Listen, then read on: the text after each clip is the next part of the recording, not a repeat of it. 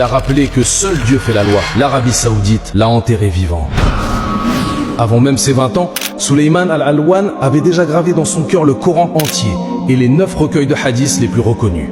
Un talent que tout le monde admirait. Les savants officiels du royaume voyaient en lui l'avenir. Mais l'avenir qu'il a choisi n'était pas le leur. Début des années 2000, le monde bascule.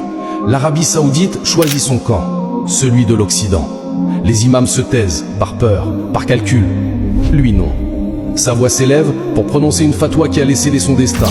Tout musulman qui soutient les mécréants contre les musulmans est un mécréant. La réponse fut immédiate, brutale. En 2004, on l'arrête.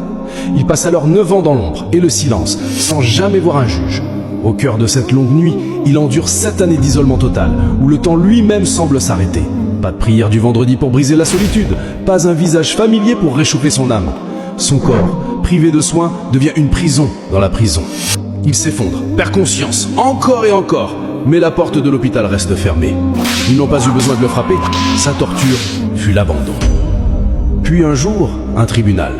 On lui propose un marché simple. Retire ce que tu as dit et tu seras libre. Sa réponse a traversé les murs de la prison.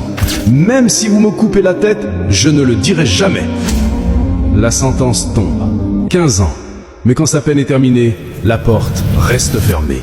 قد تبرأ النبي صلى الله عليه وسلم من الذي يدخلون على الأمراء الظلمة يصدقونهم بكذبهم ويعينونهم على ظلمهم وقال ما هم مني ولست منهم ولا يردون علي الحوض